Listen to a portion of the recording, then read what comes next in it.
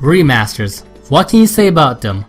And no, I don't want to make a debate about what's the differences between remaster, remake and all that, but it just seems that remasters are getting rather popular to release nowadays, even more so than from last generation. And the games that's being remastered are not even from non-HD consoles like the PS2 or Xbox, which you would think would be the prime target, but games from last generation. And there's been quite a bit of remasters that's released. Now, why am I talking about remasters now? Because I'm going to review one. And if you look at the title of the video, you'll probably know the remaster that I'm going to review, which is Valkyria Chronicles. Valkyria Chronicles. Originally released in 2008, it was a sleeper hit, with it really resonating with fans for its charming watercolor/anime style visuals, its unique gameplay style with how it combines strategy role-playing game elements with third-person shooter action, as well as other things that people praise the game for. But with the remaster, how well does the game hold up? Well, that's what I'm here to talk about. Without further ado, let's begin. Ladies and gentlemen, I'm here to review Valkyria Chronicles Remaster. Valkyria Chronicles is, I guess a tactical role-playing game would be the best describer for this title. It was developed and published by Sega. It is available on the PS2, PS4, and PC.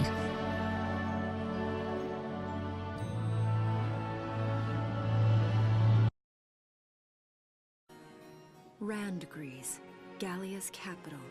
A town secure and stable since ancient times. Within its walls stood the castle Randgrees, and with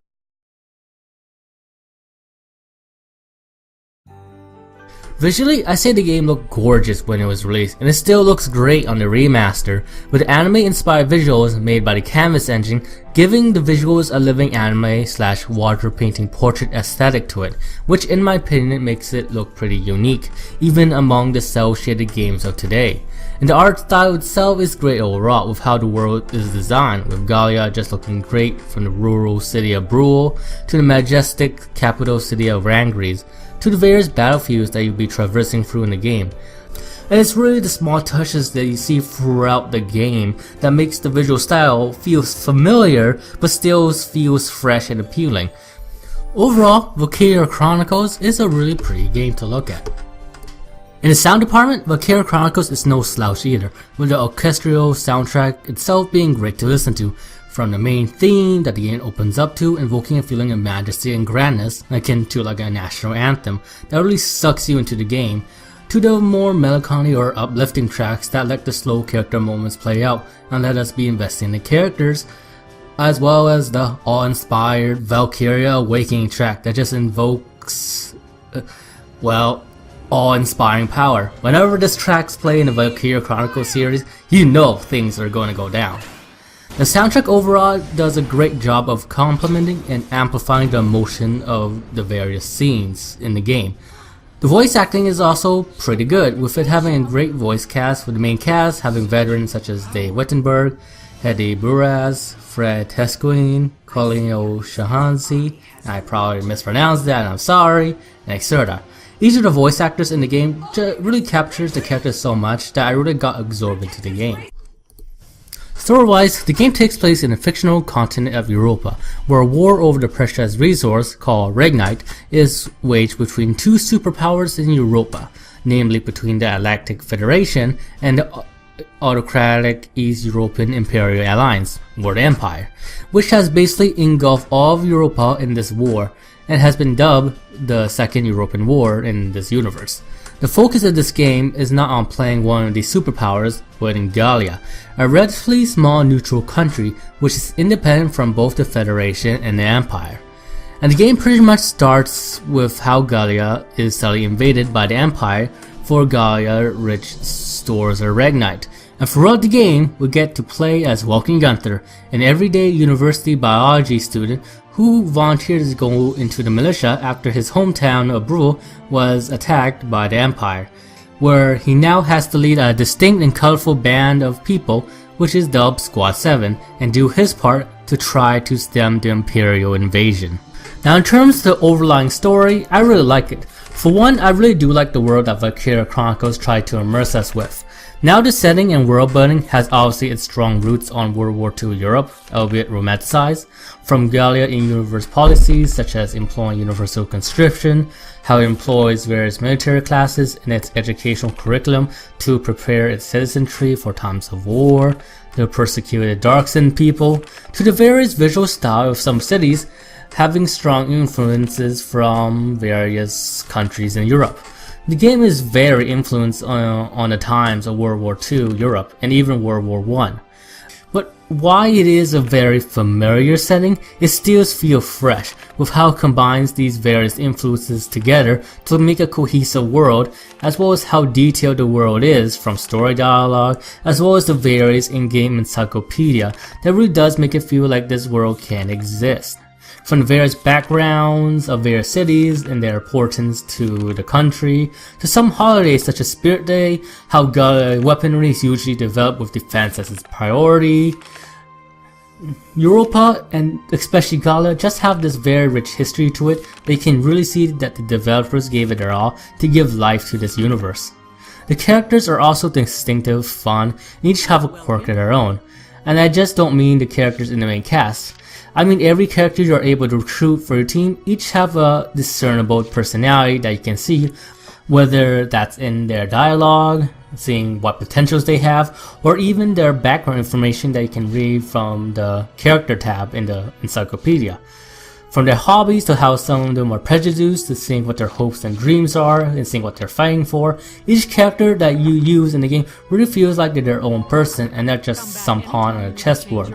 Now these side characters are not all that deep or developed, but there is still personality in there that it feels like they're individuals rather than just faceless units. But now let's get into the story itself rather than just the background of it. I say the conflict between the Empire and Gallia is giving good scale, with just how massive the various battles can get in the story, and even the smaller scale battles have stakes in them, as each battle in the game does feel significant when that Gallia, or you know why that the militia are attacking this said base in this said area. Either that or they're used to develop the characters as well. The game also does a great job of portraying just how powerful the Imperial forces are in comparison to the Gallian forces, which does make them an effective, intimidating antagonistic force, especially with all the tanks they have. Oh man, do the Imperial love their tanks.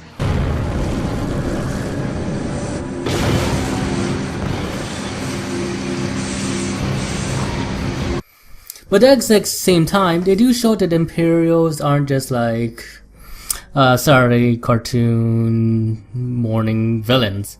They do show that they're normal people fighting in a war with each having their own motivation. With that said, I wouldn't really say that the main big bad is all that developed or interesting. I mean, you get their motivations, but they're not really compelling characters. It can be kinda boring. The only one I would say that is effective is Jaeger, and to some degree Severia. The story also put a good amount of focus on the main cast of characters, namely Welkin, Assard, Alicia, Largo, and Rosie, as well as some of the other side characters such as Captain Verot, Vario, Irene, and it does put focus on the bond that they form. I do think this aspect is done wonderfully, as you can see these characters start from not really trusting each other, namely Largo and Rosie, to having this really tight familiar bond with each other, like they've been friends for a long time. The characters themselves are extremely likable, interesting, and they work well off each other. They also feel really relatable with how normal they feel. They do have their eccentrics with their hobbies like Largo's love for vegetables or Welkin's love of nature, but they don't take it so far that overshadows their other personality traits. They treat it as their passion, not their character traits. They really do feel like everyday citizens who just got thrust into a war, besides from Largo, who's been in the militia for years, which is understandable.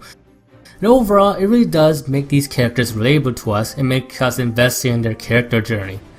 I also do like seeing the politics that's displayed in the game, even though it's low-key, such as seeing Gallia not only have to contend with the Empire on the front lines, but also seeing the diplomacy that Gallia have to use with the Federation so they won't have war on two fronts and still be the independent and neutral country that it wants to be.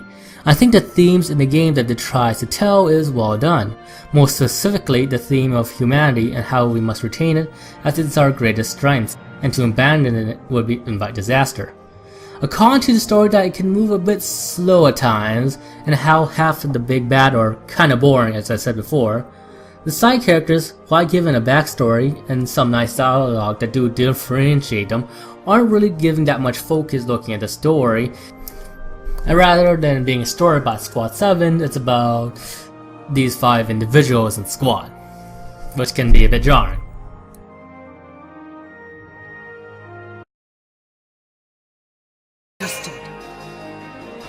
Target sighted. New prey sighted.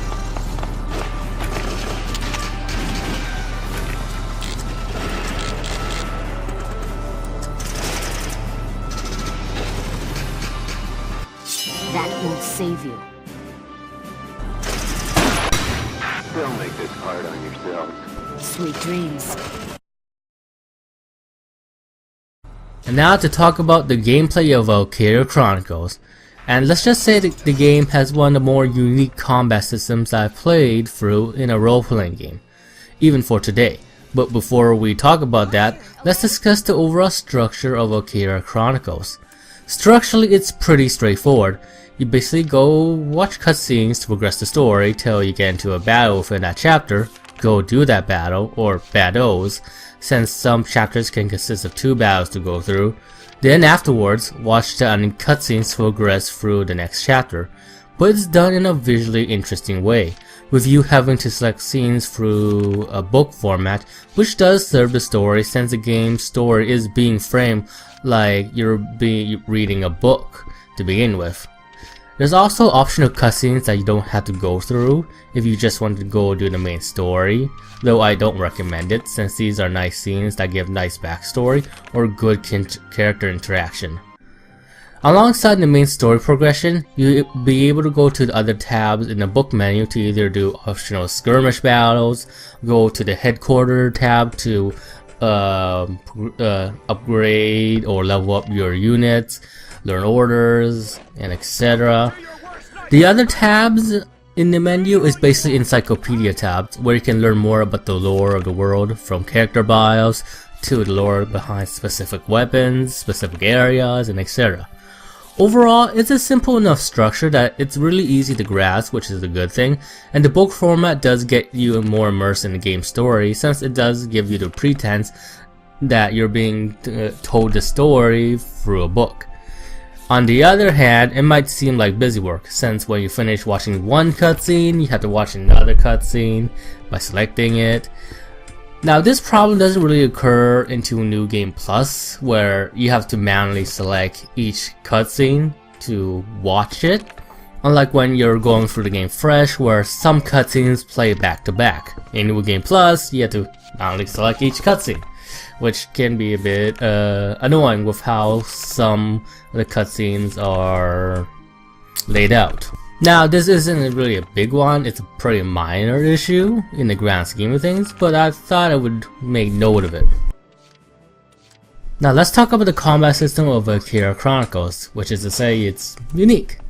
The combat engine is called Blitz, which stands for Battle of Live Tactical Zones, and it essentially combines the class-based nature and level design of SRPG with real-time third-person shooter action together in an interesting way. How it works is that you'll be able to command a variety of units that each belong to a certain class, with there being 5 classes in total, with each class being differentiated by what weapon they can use, how much of a beating they can take, how far they can travel, the utility they can bring, and etc. With you commanding these units to basically combat enemy units and taking over their bases. But before I talk about the classes themselves, let's talk about how the Blitz system actually works. Firstly, the combat system uses a turn system, where you'll only be able to move your units on your turn, and the enemy units are only able to move their units on their turn. You start your turn off in command mode, which basically lets you have an overhead view of every allied unit under your command, and every enemy unit that your allies can see. And this part is really reminiscent of an SRPG grid map, and from here, you'll be able to select which unit to move as well as use orders. If you any, which will give significant boost to specific stats depending on which order you use. Selecting a unit or using an order will cost CP, which are the yellow medals at the top of the screen, and once all the CP is gone, it's the end of your turn. With selecting normal units will cost 1 CP, orders will cost several CP depending on how powerful the orders are, and tanks will cost 2 CP. Once you select a unit, this is where the third-person shooter action aspect of the game comes in for the blitz system, with you being able to control that unit and move around and do a single action such as shooting your rifle, using a grenade, and etc. How far you can move with a unit will be determined by the action points with a class, basically determining how much action points a unit has, with scouts having the most AP and snipers having the least.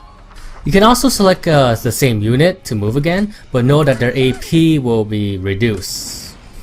And do note that the more powerful weapons such as grenades, the sniper rifle rounds, and lancers do have limited ammo, with you regaining 1 ammo at the start of each turn, which is a good trade-off to how powerful these weapons can be.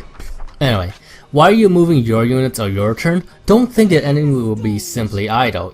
Know that if you go within enemy range and they have their line of sight on you, they will perform interception fire on you until you go into A mode. And there's no limit to interception fire. They will keep firing onto you until you go into A mode. With that said, there are some units that aren't able to do interception fire, which is to say the sniper and the lancer. And don't think you can just go to A mode constantly just to avoid interception fire. They can fire a lot quicker than you can go into A mode. I do know that when you do attack a specific target, that target will do a normal counter attack back at you. Well, unless they're a sniper or lancer. But no, this applies to our units as well when it's the enemy's turn. If they run to your unit's line of sight, your units be able to do interception fire if they're within range, as well as counter attacking. And now lastly, let's talk about the different classes. There are 5 different classes essentially, with Scout, Shock Trooper, Lancer, Sniper, and Engineer.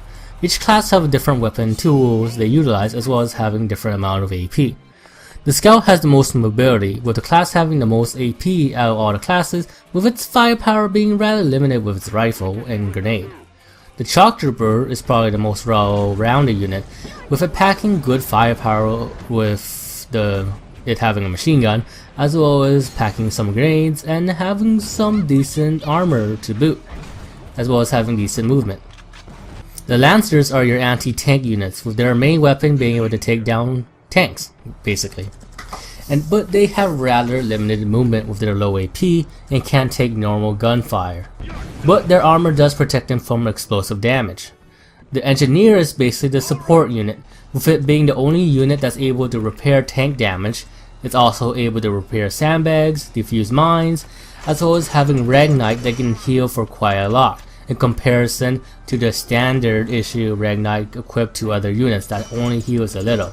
But its firepower is quite limited, with the firepower being pretty similar to the Scout, and its movement is rather modest. And lastly, the Sniper.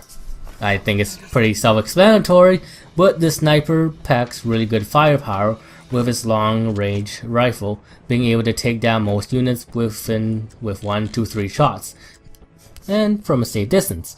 But the con is that the Sniper have really low movement and have really low defense.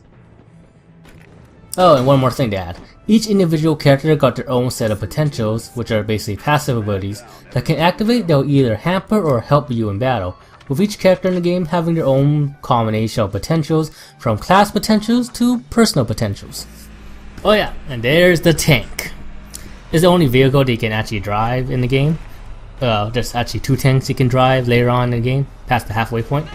Anyway, they have great firepower, great defense capabilities, with the weakness of the tank is its high CP cost, with it costing 2 CP to actually use, as well as its glaring weakness at the back that you probably noticed. Now, normal gunfire hitting the radiator won't really do much, but if you're hit by a Lancer, it's pretty much almost game over for that tank. Overall, Valkyria Chronicles' combat system is extremely well crafted. The way to blend the third-person shooter action and strategy role-playing game elements together really does make it an engaging game to play and strategize around with. Each class got their own set of identity and are viable to use. The way how they integrate the third-person shooter action aspect does lend itself to the strategy aspect of the game, with you having to know the limitations of your units you're controlling, from how much they can move to knowing what kind of weapon your unit has under their disposal, so you don't have to waste unnecessary CP taking down a specific unit or a specific target. We also have to know how to counter an enemy interception fire, whether that be using a tank as cover or trying to sneak through the enemy by distracting them with another attack so you can get the drop on them from the opposite direction, as well as setting up your own defenses against enemy units via positioning your unit in a way that interception fire can deal with approaching enemies, as well as using sandbags to your benefit. Oh yeah, sandbags. You can basically crouch in the game, but you can only crouch if you're near a sandbag or in a trench. And crouching will basically allow you not to be able to be headshot, as well as your defense rising. Anyway, there's lots of variables to consider, and there's lots of different strategies you can utilize in the game, which really does make it fun to strategize around with. Command mode is also well done in the strategy aspect, as it does give you a good view of the terrain, as well as enemies that your units can see, which does allow you to strategize how you want to move your units around a map, as well as having a good view of how much CP you can use in your turn. And I like that even though orders do cost quite a bit of CP, they still feel rather useful to utilize. So it's a matter of priority depending on the situation at hand. If you want to use orders to strengthen your units, or you want to use that CP to move more units in that turn. All this combines makes for very engaging and fun strategic gameplay. But I'd be remiss to talk about the level design, since a game like this really does need good level design.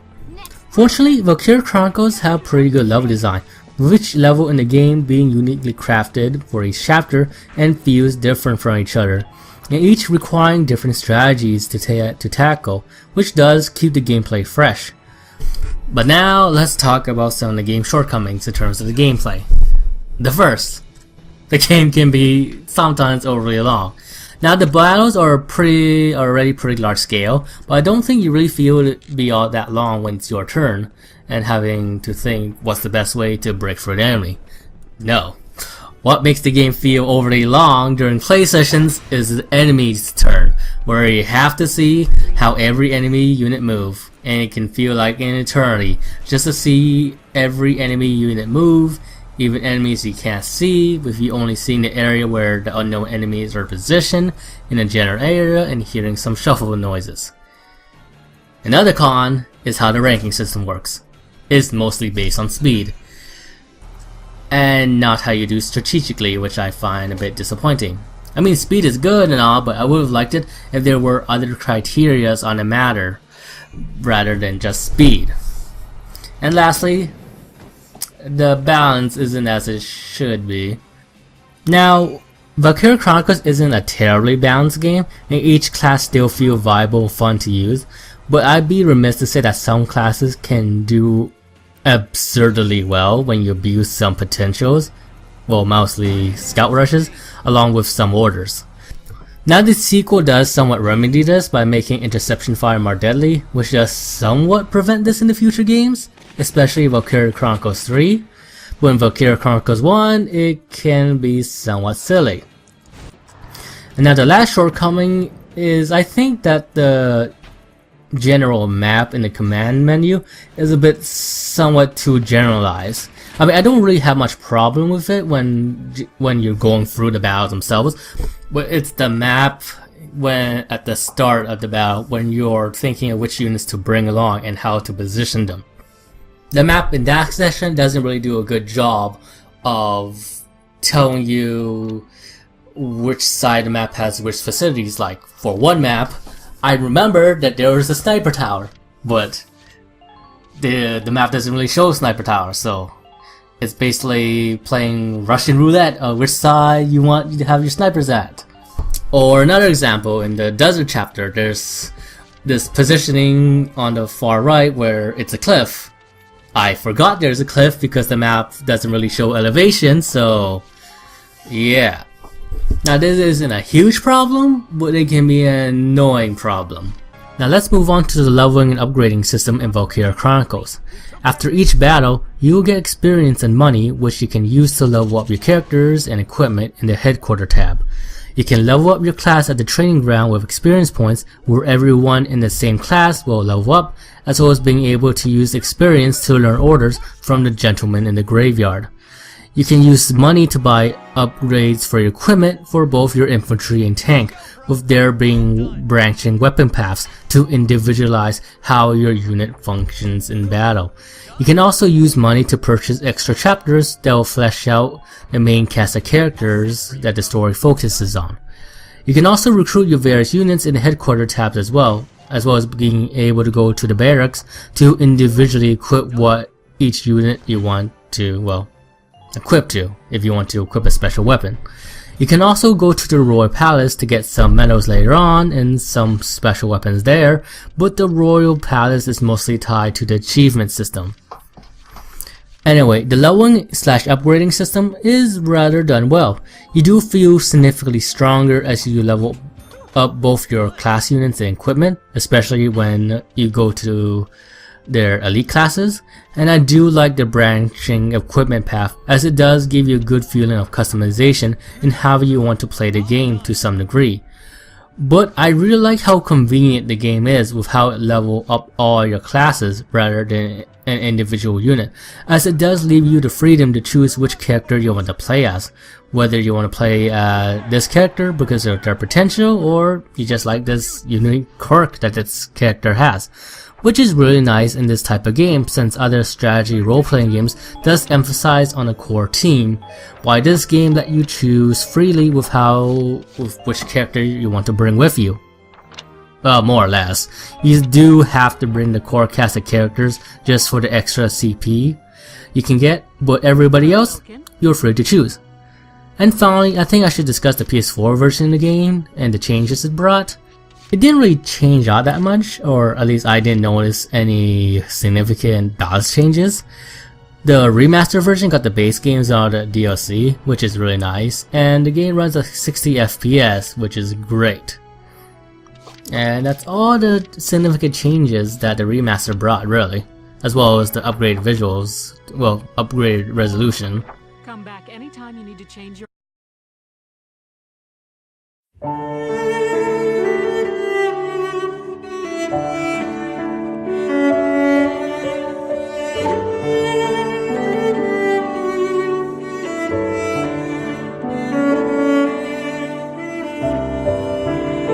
And that's more or less Valkyria Chronicles. Overall, I think it's a great game.